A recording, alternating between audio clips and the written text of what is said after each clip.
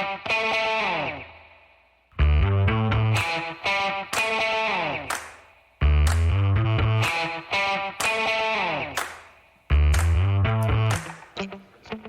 folks. Welcome to another episode of Film Study. This is Ken McCusick, and we're here to continue our expectations series here tonight. And today we're going to talk about Chris Board and Isaiah Likely. Joining us to do that is Jake Vogel. Jake, how you doing? I'm doing pretty good, Ken. How about yourself? No complaints at all. We're in the middle of a absolutely breathtaking Oriole game here. Just in case you're wondering, this is Friday night at 10 o'clock. The Orioles have just entered a rain delay entering the 11th inning, but a very exciting play at home plate that got reversed to keep the game alive in the top of the 10th. Yes, sir. All right, so we're going to talk about two Ravens here today, though, Chris Board and Isaiah Likely. We'll start with Board, who's entering his seventh year. He's a backup inside linebacker, in theory, at this point, I think, and a special teamer, 29 in July. What did you think about the Ravens' acquisition of him again? He was somebody that I pointed out early in the process that made a lot of sense for the Ravens to bring back. I think even before he was officially cut and there were rumors that he would be a cut candidate, I was kind of onto his name. Yeah, I know, and it worked out. I mean, he was a special teamer through and through in Baltimore, and he's kind of continued that. And we'll get into more of the specifics of it, but I think he's a good player to fill that role, and in special teams is hopefully going to continue to have some value in the game, especially with the rule changes this year with kickoffs. So I think that he could be a valuable addition and not too expensive of a player either. Yeah, his salary is guaranteed, but he's a guaranteed vet min player effectively. Because he's a guaranteed salary, he can't be part of the handshake crew, which is an important distinction for him. You'd like him to be, even if he could, and maybe in future years that's a reasonable expectation for him. But this year, brought back for his special team strength, played at New England last year, only 2 defensive snaps the entire season, played almost entirely on special teams on 5 units, including, you often hear about 4-unit players. They are both on the return and the coverage for kicks and punts. That's very common. He's also on the field goal block team. So he's truly a special teams jack of all trades, and had 11 tackles with just 2 misses on special teams last year. He's been one of the best special teams tacklers in the entire NFL for his whole career. It actually is kind of in sharp contrast to some of the things he's done on the defensive side of the ball. Right. Yeah, completely agree with that. I didn't see the 2 snaps that he did play on defense, but I did have, those same numbers in front of me. 2 snaps is not enough to equal even 1% of the defensive snaps in New England. So it was 0% of the defensive snaps. And he played 89% of all special team snaps, which is really good. And I think that gives you a picture of where he is at his career right now. Perhaps some of it is the coaching staff in New England last year and what they felt they needed to do at the inside linebacker position. And, I was happy to bring him in and see, one of our guys leave. Phillips left in free agency, and he was, pretty much a special teamer as well. And bringing Chris Board back made a ton of sense, in my opinion. I don't know if you can find this for me, and I was kind of trying to look for it. Wasn't Board a Pro Bowler for one of his seasons, or a Pro Bowl alternate for a special teams player, or did that never happen? I can't recall it happening, but I will take a look right now. I knew that he was up there, but he may have never gotten that designation. It probably was Matthew Slater still playing. Yeah, so he would have hogged it then. Yeah, Board has never been had any kind of postseason awards. That said, he's been outstanding on special teams. He left the Ravens 2 years ago, so he played 22 and 23 outside, 22 with the Lions. He did have 158 defensive snaps. So there's a possibility he could come back and play a little defense, but I think the focus is entirely on special teams. And we had this come up on another player. I don't remember who we were talking about, but Board is I think he's a direct reflection of the new kickoff rules because he's been such a good tackler. I think they really want that in space. And so they decided this was a guy. I also think the fact they drafted Sanusi Kane in the 7th round, as opposed to some other players and, get Kane through the UDFA process is probably indicates to me they were thinking special teams for me too. Cause he's not a safety for the back end. He might be a dime back, but he's not a back end safety. So I like the fact the Ravens are so far ahead of other teams in terms of really working to maximize the new rule set. Yeah, completely agree with that. And his experience previously in Baltimore, as well as going to New England, another team that has pretty good historical success on special teams, is good for him and good for the Ravens. So just talking about if there's a way he could fit in defensively, my feeling all along has been if the Ravens have a problem with Roquan Smith, if he goes down at any point during the season, I'm not sure the replacement is on the roster. I think they may need to go to the street. I don't think it's Simpson that they moved there. I don't think it's Board that they put there. The one guy who kind of might have the right size for it is Avante Rigby, he weighs about 239 pounds. It could be at the 2-down thumper you need. Of course, he's an undrafted rookie out of Temple. Not sure if he's a guy who would make sense or not. Yeah, I agree. For my money, Chris Board's not going to be the guy that replaces Roquan either. So on the same page, it would probably be an outside addition if something were to happen to Mr. Smith. Let's hope not. Josh Ross is still around as well, a second-year player now because of the injury. So even though he really hasn't played at all for the Ravens, he's at a point where he has 1 year of sand left in the hourglass, so to speak. And could be a guy who would step in at the Mike. I think it's more likely he would be the first guy up at the will position.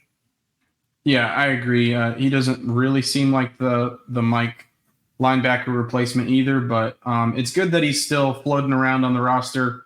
He'll be valuable in the preseason, picking up snaps. And, he has a chance to fight for a roster spot, but it's going to be pretty tight. And certainly he would be a welcomed addition on the practice squad, I would imagine. Deion Jennings, another guy who's a smaller linebacker, weighs in the 220s. Probably not a Mike possibility, but could be a possibility on the weak side. I know the question comes up about Harrison again. I think that ship has sailed now. He's kind of reshaped his body. He's up to in the high 250s in terms of pounds. It's not really the kind of heft you want your Mike linebacker. He's got a lot of coverage responsibilities to have. It's good for thumping, but it's not good for trying to keep up with a tight end to be carrying that kind of rate. Yeah, completely agree with that. I haven't really done any work on him yet, but interesting that I think Board has a chance now to be a survivor, and maybe that's part of what they sold him coming back to Baltimore. Said, hey, we'll give you a guaranteed contract, but that's an indication of how much we want you here for the next 3 years, say, because if you played well and the new rules provide the variation of outcome that we think they might. And I think that's what they're intending for. They're intending for an exciting kickoff rule. Then, possibly you are going to be here for 3 years. There won't be a big change of apartments and a move necessary and whatnot. You have a chance to stay here and probably for the next couple of years be on the handshake crew. But still, Chris Board has, potentially become an NFL survivor with his special team skills. Completely agree. I mean, Baltimore has a list of guys that have laid that foundation ahead of him, and Anthony Levine being one of them. Albert McClellan, although he did significantly more on defense and at a higher level. But just to name a couple guys that are special teams aces. I can name some other that are more obscure. Maybe they're not the best examples, like Brendan Trawick, some other safeties from years past. But Chris Board, I think he started his career kind of he was a safety at some point in college, and then he transitioned to linebacker. So he kind of fits the bill in that way. Yeah, it definitely has the what you look for in a special teams player. Most of the other great Ravens special team players have been multi-year players like Levine, like McClellan that you named, and like Brendan Trawick, have also had some value on defense to the team. They've been Mhm. available to play dime back, or Anthony Mitchell, if you go way back, available to play dime back. And um, ideally, your guy on the very fringe of the roster like that could be that. And I'm not saying the chance is nothing for Board is zero for that to happen, because he might come in a emergency situation. It was McClellan who did come in emergency situations when Mosley was hurt. So Mhm. that did end up being a big deal. And Levine, of course, became a great Ravens dime back when finally given the opportunity when Dean Pease got out of the committed nickel. Yep. All right. Completely agree on that as well. So yeah. Let's talk about a good season and a great season. I understand you had another category. Do you want to start with that first? Sure. Yeah. So I did a 60th percentile season, something that you mentioned on shows. For me, I was really kind of looking at, this is the low bar, where I felt like the term good season was greater than that low bar. So I did 3 categories. Okay. So for me, Chris Board, some of these are just numbers that I would be going into, but we'll also get into the quality of play. So in that 60th percentile season, he would play, roughly 16 games. He's been a high number of games player in his career. So even though that seems like you're asking for a lot, it's not for him. With about 80% of the special teams snaps. And he reestablishes a leadership role on the special teams units, plays none or a very small amount of defense at or just below replacement level. Okay. All right. That's a nice, very reasonable low bar for him. And now that's not your good season. That's a less, that's an average season or something we want to call it. But what's your good season look like? So my good season, he plays 17 games. So he has to be healthy. With 85% or greater special team snaps played, becomes a top 2 leader on the special teams coverage units and return units, and shows real value with the new kickoff rules as a tackler, plays sparingly on defense at replacement level. Okay. That's very reasonable. And I've got something very similar. I'll just read mine. Active every week. He's healthy, has a 5-unit impact on special teams. I'll say 4 or 5, because I'm not going to force him to be on the kickoff block unit. I don't think that's really all that important. The Ravens do it very well anyway. Right. And I'm definitely he's not going to be on any units where the Ravens are kicking the ball. So that's going to limit his special team snaps in some ways. So 4 units. I want kick or punt and kickoff, coverage and return. I want to be in all 4 of those. Right. Assimilates well the new kickoff rules. That's just the way I want to say it here. I'm not putting any tackle total or any tackle requirement on there for him. Just assimilates well. The Ravens return to the top 3rd of NFL teams in terms of kick coverage specifically, and that's his better of the 2 areas. So hopefully that's something they can do, and that's a good season for me. What's a great season look like for you? Sure. A great season. It's going to have the same thing. Play 17 games. He becomes the top leader on the special teams unit. When we're talking about the tacklers out there, the gunners, all of those players in those units, he is the leader among the group. When put into the game on defense, he plays above replacement level with still above average athleticism for the position. And because of his better understanding of the defense and assignments, he's able to make some splash plays as well. Okay. All right. That certainly would be great. I have very similarly assumes a co-captain role on the special teams with Malik Harrison, who I think is probably the natural new leader here. Difference maker on kickoffs and punts. A difference maker as opposed to just assimilates well to. Avoids penalties. That's big. Ravens average top 5 in terms of kick and punt coverage instead of the top 3rd if he's in the level below, and plays a little will linebacker if required, and ideally doesn't play any will linebacker. Right. I mean, that's the good for the Ravens result. Yep, I completely agree with that. All right.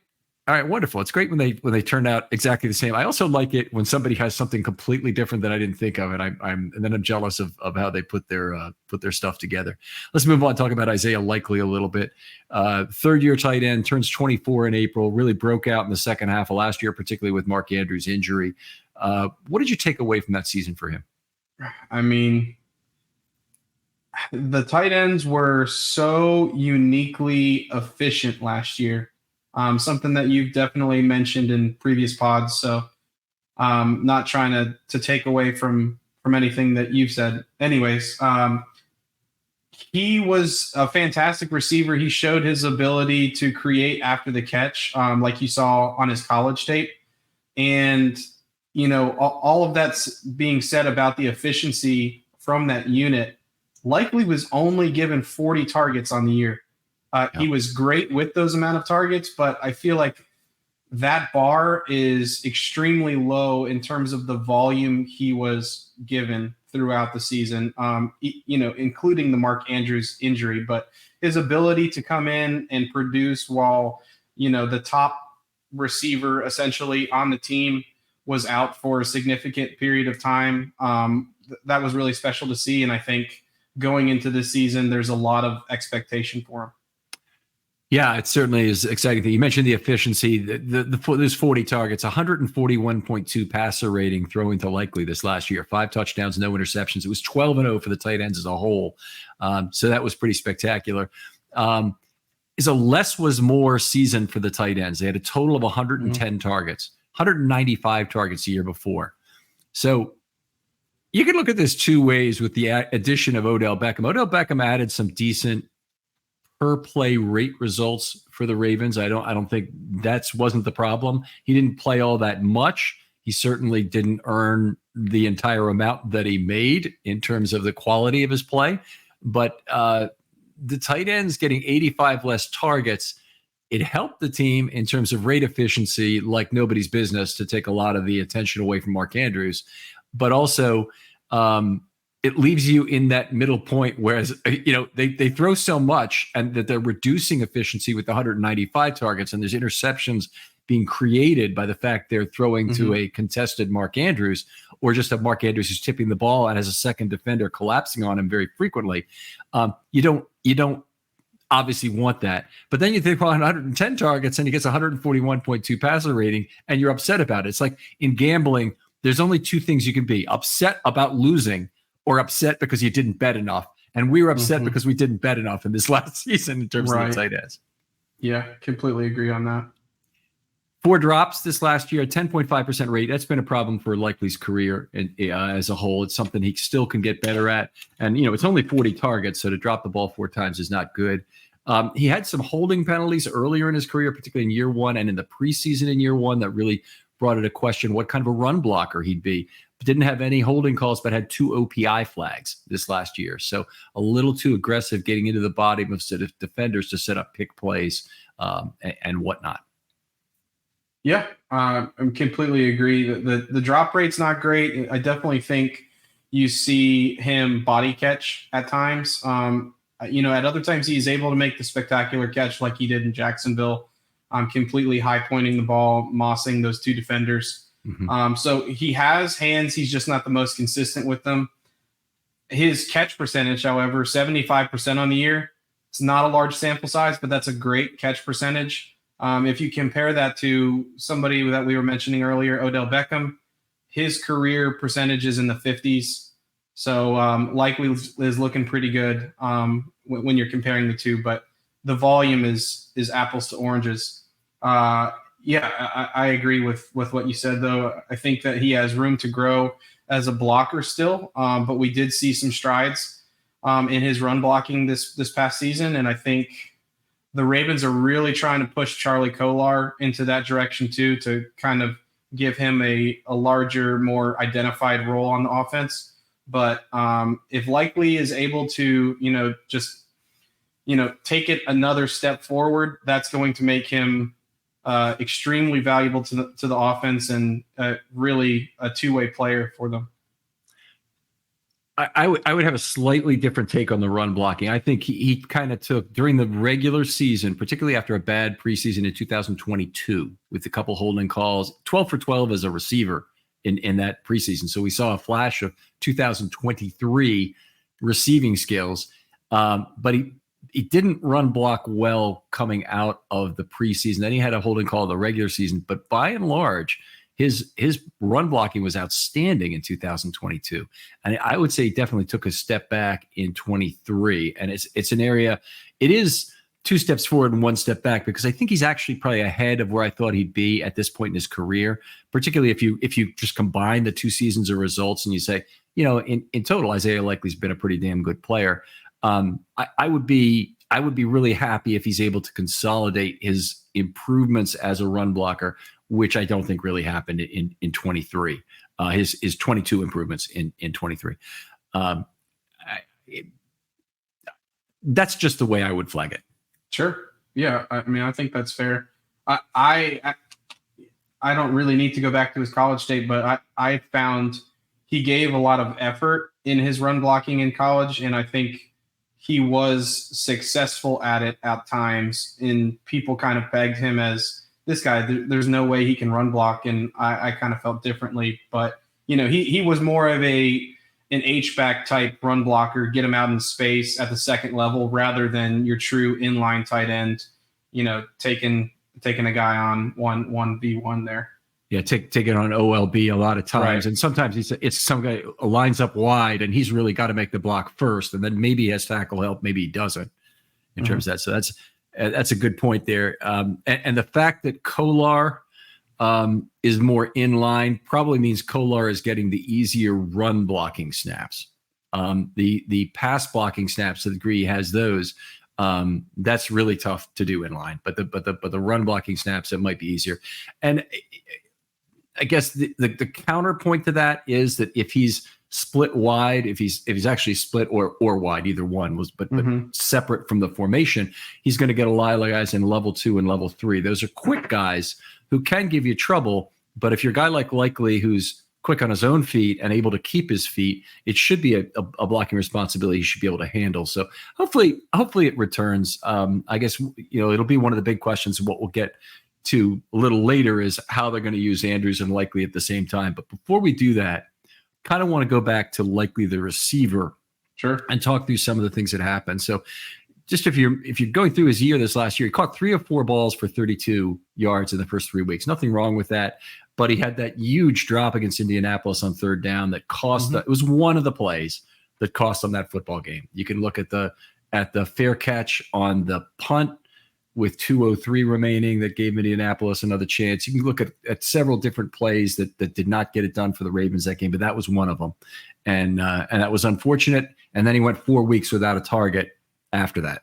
So I don't know whose penance that was, whether it had anything to do with scheme, whether it was Lamar not really trusting him with the ball, because it certainly could have been that, or whether it was Likely not getting open, possibly not playing as many receiving snaps as well, though it didn't look into that. But he didn't have his next 4 games, didn't have a single target. Is really unusual. Then he had a couple games where he had about 5 or 6 targets over a 3-game period, but he caught fire after Andrews was hurt in week 11 versus Cincinnati, played the last 6 games and caught 21 of 30 balls for 322, 10.7 yards per target, all 5 of his touchdowns and no interceptions. Yeah, I mean, fantastic numbers down the stretch. Going back to his 2022 season, he was I don't have it in front of me, a 6-point-something yards per target receiver. In this past year, that number skyrocketed. It was had it in front of me. I think it was 8.5, but I'll take a look at it to make sure I'm right on that. His yards per target was over 10 at the end of the year, or for the whole year? For the whole season. You're right, 10.3. My God, how did I miss that? Yep. Okay. So that really helps his career average with the 2 seasons, but a fantastic number, something that is going to be nearly impossible to keep up, but yes. But certainly you can strive to be close to that number. Okay. So the other 2 big things about his year receiving are enormous and also probably not repeatable, but they fed into that 10.3 number. The first is that he was 5 of 5 on contested catches. It includes that memorable catch in double coverage against the Jaguars, which is one of the greatest contested catches I've ever seen. It's just unbelievable going up between two players. The other is he had 7.2 yak per reception. That was 3rd among all tight ends. Jonnu Smith and George Kittle were both at 7.3, so just a tick ahead of him. But, two of the goalposts by which all tight ends are measured, Travis Kelce 5.0 and Mark Andrews 4.6. You see that if you want to get to 10.3 yards per target, it's really a great idea to have an extra 2.5 yards per reception after the catch. Right. Yeah, that's a great point. Yeah, he's special in that area. Different player than Mark Andrews. Obviously, likely did not test well in the 40-yard dash coming out of college. And I think that benefited the Ravens in a big way because he's much more of an athlete on the field than he was ever able to show in his testing. Yeah, absolutely. And they've talked about that track at Coastal Carolina giving people difficulty. And a whole bunch of people tested poorly there, but it definitely helped the Ravens to have that occur, and good deal for them. Let's look ahead to 2023 and talk about some things that we think are likely to happen and otherwise might occur. The first thing is, I think, the biggest thing will be he's competing with Mark Andrews for snaps and targets. He's also competing with wide receivers, right, for snaps and targets. How do you see that playing out? From a pure skill level competition, I really think it should be between Likely and Bateman to be that number 3 receiver on the team. Obviously behind Mark Andrews and Zay Flowers in whatever order that shakes out. It's difficult for a tight end, especially a second tight end on a team, to surpass the wide receiver 2 in targets. And in that, you don't just have Rashad Bateman, you have Nelson Aguilar, you have Devontae Walker that you just drafted in the 4th round. You got a couple other guys. Tylan Wallace probably won't do too much if he makes the team on offense, but you also have Hardy who could be a little bit of a gadget player and a deep ball receiver, but just from what we saw last year in that sample size where Likely went off with Mark Andrews out, it really makes all of us fans and analysts want to see more of that 12 personnel look with Mark Andrews and Isaiah Likely and what that could be. So I'm really kind of in between Bateman and Likely on who's going to be that third receiver. But the reality is that it most likely goes to a wide receiver and Likely would probably be number 4 on the targets and receptions on. Okay. You stole my next question, which is fine, but you being a Georgia background, a well-known Georgia fan on this show, certainly, Monken had a fairly great pair of tight ends at Georgia. So the question comes up is, do you think he can use 12 effectively in the pro game, particularly considering the mix of personnel and the quarterback that he has now? Yeah, I mean, I definitely think he can. The group that he had at Georgia was special in a different kind of way than what Mark Andrews and Isaiah Likely would be as a tandem. Darnell Washington, that second tight end that people rarely talk about, was an extremely large human being. He still is, and a really, really strong blocker at the point of attack. Just different than any of the tight ends on the Ravens right now. We don't have a physical freak that is, basically another offensive lineman out there. And if we did, that player is probably Patrick Ricard. He's just not that size. Right. He's not that length. But it's different in the role that those players had. But Darnell Washington, was able to get the ball at times in the Georgia offense. He is extremely athletic and has solid hands. So I could see Monken trying to utilize the personnel similarly. It just might look a little bit different where you're not really relying on Likely or Andrews to be a pure blocker as much as Washington was. Still a little surprised that Washington is not converted to offensive tackle. Yep. He's a very natural kind of convertible player. It won't necessarily work out, but he certainly seems to have the length and the feet for it. So you'd hope that it would have a chance. Go back to Likely though. Those contested catches in particular, but all of the things he did down the stretch, particularly after he caught the ball, has earned him a lot of Lamar's trust. I would think the over-under on targets is substantially up for him. I've got my number. Where would you put the over-under for targets for Likely in 2024? So for my good and great season, the bar was kind of low, honestly, just because of what I've seen in the past. In this, I'm going to answer your question.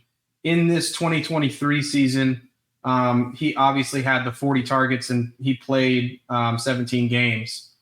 That was a 44% snap count.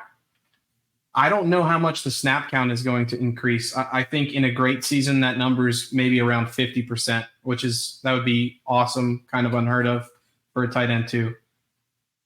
I think his targets should be above 60 for sure. But I don't know. 65, 70 targets is maybe reasonable. I think the over-under might be a little bit lower than that. Injury risk and whatnot. Yeah. I would probably say right around 60 should be the over-under. Whereas that's significantly higher than what he got this past year. Okay, I've got it at 65, which is essentially no difference there. So I think we're in the same place. I think it really does come down to how much are the Ravens willing to go back to the old Ravens scheme with a lot of 12 personnel. They may well be protecting leads again this year. We don't know how this is going to work out. We don't know, if Lamar is going to stay healthy. We don't know if Derrick Henry is going to stay healthy. We don't know if the Ravens defense is going to be what it was a year ago, because things can happen there as well. But it certainly looks like this is a pretty damn good football team. And if they are, and they maintain a lot of leads, everybody's hope for offensive numbers is going to go through the floor. Running backs won't get as many yards per carry because everybody knows the run is coming. They'll do better than they will in a lot of other teams, and I expect Henry to do better than he did the last couple of years with the Titans in terms of success rate, where he was nowhere near players like Gus Edwards or Mitchell. But I do expect that you just don't have a lot of balls to pass around at all. You have a lot of receiving mouths to feed, and I think the best and most valuable receivers for the Baltimore Ravens are going to be the ones who can play within that construct and help the teams in other ways other than pure receiving. So one would be make some blocks. Two would be make a Nelson Aguilar play at some time during the season where you peel off a safety so Flowers can get the touchdown against the Rams. Right. You got to find all the other elements of value you can find as a wide receiver on this team and stop talking about throw me the damn football. Stop whining and complaining about it. And there's lots of players on this team who have a right to complain. Pretty much it's everyone except for Zay Flowers and Mark Andrews. Everyone else could complain about having too few targets. Yep. Yeah, I completely agree. I mean, on Twitter, somebody was talking about Lamar stats or the stats for the receivers this year and kind of a prediction. And it was extremely lofty, but, fun to dream about. And, the reality is passing volume in this Ravens offense is just not going to be that high if they are having a successful season like we expect them to. I'm going to say this. I have never, ever played fantasy football in a league, but I know the basic precept of finding receivers in fantasy football is to go for receivers on losing teams who will be trailing a lot and have to throw the ball to come back. Those are the guys you want to rack up yardage and receiving statistics, other receiving statistics. It's to me, if I can know it without ever having played the game, then anybody else who's posting on Twitter can also know it without ever having played fantasy football. And most of them probably do anyway. And to see anything where the wide receivers are going to post up for, 3,500 or 4,000 yards all by themselves before you get into tight ends, or I think actually it was probably like 3,000 yards from the wide receivers, but it's still too high. In terms of that, Ravens got a ton of value out of tight ends this last year. They got a ton of value out of running backs in the passing game this last year. And at least that I take as a huge positive from Monken. I say rely less on the wide receivers, even though you may have more on the field. If your passing game is in general highly efficient, and hey, Lamar has an MVP award to show for it, then that's good enough. Yep. Yeah, I agree with that big time. All right. How about let's go on to the good and great season for you. So what do you have? Did you create a third category also for likely or not? I did, but we don't need to go over that one. Okay. What's a good season look like? So a good season, he played 16 games with a 45+% snap share, 50 plus targets. So, it's an increase of at least 10 from this past year with 73% catch rate. So that puts him roughly at 37 receptions, anywhere between 11.5 yards per reception and 8.5 yards per target, which would be a significant drop off in yards per target, but still really solid number. Around 426 receiving yards, and I kept him right around the touchdown numbers. Those can change year by year, but 5 receiving touchdowns. Okay. What did you have for him in terms of yardage? I thought you had a yardage still there and I missed it. 426. Okay, good. I have some qualitative elements as well. So he shows some growth as a blocker and as a separator at the top of the route. That's something that he talked about in his press conference. And it was either mandatory minicamp or it was the OTAs, but he's been working at the top of the routes, trying to get a little bit better there. Continues his yak skills from 2023 into 2024, maybe at the same level for this good season, and makes the Mark Andrews contract situation a little bit tricky.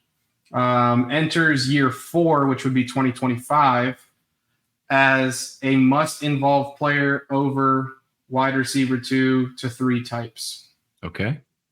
All right. That's a very detailed one. That's good. I think that's the best one I've heard from any guest on the show in terms of having a lot of detail at the good level.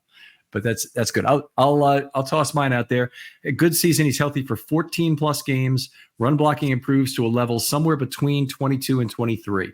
Okay, so it can't be as bad as he was in 23, but I don't expect him to be as good as he was in 22. He's able to get approximately 4 targets per game. So if you see him playing 15 games out of this level, that's about 60 targets with a catch percentage of approximately 70%. That's down 5 points. A solid yak. I think he'll have a solid yak, but it won't be 7.2 again, is what I'm saying here. So more like 5 again would be more likely. But his yards per target takes a step back to approximately 8.0 with fewer big plays after the catch. Monken finds a way to use both of his top tight ends in a combination of 12 and by getting both good rest to be primary receivers. So both are important. Get them both on the field at the same time. But if they're on the field at opposite times, that's not too bad either, because then you got a rested receiver and you've got a tired coverage guy who's got to take care of that. So that's a nice thing. The Ravens passing game still does not generate massive individual numbers because the team is good. We talked about already, no deeper, and likely gets approximately 480 yards in this scenario because I have him with 60 targets at this level and 8.0 yards per target. Sure. That's good. All right. How about a great season? I think my great season could still be a little bit low of a bar. But I have some room there. So 17 games, 50% snap share, 65 plus targets. So maybe more like 70, with 75+% catch rate. So at least as good as he did this past year. I had 50 receptions. It could be greater than that. At 13 yards per reception or 9.5 yards per target. So still a fantastic yards per target number. But it does, decline from this past year because, that number is just really not sustainable. Yeah. So that would actually put him around 650 receiving yards, which would be awesome for a tight end too. And I said 6 receiving touchdowns. That would be a fantastic number as well. In this scenario, assuming health is a constant, which you can never assume, but let's just say that Mark Andrews is healthy during the season as well. If he has these numbers alongside Andrews, and Likely, I mean, you're cooking with gas. He becomes a stronger blocker as a two-way weapon on offense. Really challenges defenses to understand what play is coming at them and what role he will be playing on the given play. Develops route running at the top of the stem.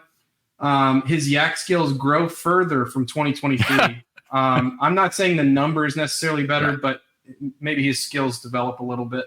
Mark Andrews is likely traded in 2025 or before the 2025 season. So after 24 and before, I don't know, something like that. I'm just saying the contractual situation becomes, almost definitive that it would go in Isaiah Likely's direction just from his great season. Okay, and he proves to be a top 5 to top 8 tight end in the NFL. All right. That's great. Again, very detailed. I appreciate that. I takes another leap as a receiver with much more trust / connection with Lamar, far more central to scheme as the weapon to free. Okay, so this is a key point here. A lot of times Andrews is the guy that they try and get open on play action plays. I want that to be Likely more often. The guy you scheme via mesh point or via play action of other types to get free is now Likely more often. And there's reason for that because Likely has proven more adept with the ball in his hands after the catch. It's potentially a bigger weapon to have. And I think that's not unreasonable. And it probably is part of the reason why after 2025 at the latest, the Ravens will have to make a choice on one of these two. I say provides more extended play chemistry with Lamar. That means more than just knowing the rules on where to go. It means knowing where Lamar thinks you're going to go because Lamar is way, way off the reservation in terms of where he's willing to throw the ball when he's out of trouble. First of all, he has more time, generally speaking, to turn his body, make a throw back to the middle of the field where you're never supposed to throw it, but where Lamar gets away with it a lot. So hopefully there's some opportunities there with Likely to make big plays. And hopefully also when he has to make a contested catch, he does that. Has a big uptick in targets due to 3 things. 1, potential missed time from Andrews. Hope it doesn't happen, but if it does, he'll be there. 2, poor or absent wide receiver play. Again, hope it doesn't happen. But some of the absent is in terms of the number of plays that the Ravens have even a third wide receiver on the field. Mm-hmm. So if you have a total low snap count for the wide receivers, that would also fall into that. And 3, could be the Ravens trailing in more games than we expect them to. Now, they were one of the greatest teams of all time, and they beat the crap out of their opponents just about every week this last year until it really mattered in the AFC Championship game, I know is what a lot of people are thinking. But the fact of the matter was the Ravens just had a very easy coast of a regular season where they were constantly leading by a lot, and that led to some nice, easy run the football to get the game over with opportunities, which should go well this year with Lamar and Henry. But if they're behind, which is certainly a possibility, more often, doesn't have to be all the time, then he's going to get more targets. And I would say a great season. So I'm at the 80th percentile now. So the 50th percentile is around 60 to 65 targets. The 80th percentile, I'm putting at 85 targets, 700 yards and 8.0 yards per target. The reason I didn't ratchet up to more than 8.0 is they think he will fall into some of the Andrews problem if he gets as many as 85 targets, that the marginal targets will be of less value. It'll be because Andrews has missed time and he becomes the bailout guy or things such as that, where there's more coverage collapsing unlikely because of it. And absent the big in-season numbers, it would be a great year if he made some noise in the postseason. He did have a touchdown against Houston in the postseason. Mm-hmm. It'd be nice if he did took it a step forward and became one of those receivers that gets 10 targets over 2 games. Not over 2 games, but the first 2 games of the postseason that the Ravens play. Yeah, that would be great. So what were the total numbers for him? You said I have 85 targets, 700 yards, and that's 8.0 yards per target. It's actually slightly over 8.0 yards per target, so 85 is not right on the money. Maybe it's about 88 if you do that. Sure. That would be a lot of targets. There's a lot of mouths to feed, but I think there are reasons why he should get more targets. And we'll know it's 5 targets per game. That's a number that Andrews has way overshot in his career. So we're certainly at a point where that could happen for likely. But let's talk about the big elephant in the room that we just kind of nibbled on so far is the what happens to the tight end room either between 24 and 25 or after 25. So both players are signed through 25. They'll both be needed to be extended at that point. How do you think the Ravens resolve this? If both players continue on the trajectory of their careers, at this point, likely still has had a super small sample size, so we don't fully know what his trajectory is. But if we're kind of basing it off of the hype from last year and the success when Andrews was out and forecasting it into the future, I think this is a Roquan Smith and Patrick Queen scenario where it's kind of like the Highlander. There can only be one. I don't see a way that the Ravens are going to keep two star tight ends at market value on this roster. And, normally when you keep a guy before they make it to free agency, you probably save a few bucks here and there. But I don't see a scenario where if they both continue on this path that the Ravens will be able to keep both of them. So one of the things the Ravens have done a couple of times now is to trade that guy during the draft in the year that he's going to be gone. So with Orlando Brown, with Marquise Brown, they let those guys go a year early rather than a year late. They get a little bit more as a return on the player. Now, I would assume they would probably want to trade Mark Andrews and not likely, given the age and future expectation of decline for Andrews is a lot closer. We've also seen some of the injuries pile up for Andrews. That kind of concerns me at this point. But they could both play 2 years, and if the Ravens are in it in midseason 25 and they haven't traded Andrews yet, I don't think they'll do it at that point. I think they'll let the clock run out on whatever postseason opportunity they have, and then wave goodbye to him in free agency. In all likelihood, there'll have been an attempt made during that season. It's kind of a prisoner's dilemma situation too for these two tight ends. That there's only going to be one deal, and they're going to be talking to both of them and talking about Andrews an extension, and we'll offer this. Likely, we'll give you an extension at this, and it doesn't have to be the same number by any stretch of the imagination, but they have to. Are in good. It's a good possibility they'll be able to sign one using that tactic, and it wouldn't be the first time that the Ravens have done that. Yeah, I completely agree with that. It's a tough situation because those guys are good friends. They root for each other, but it's just a business.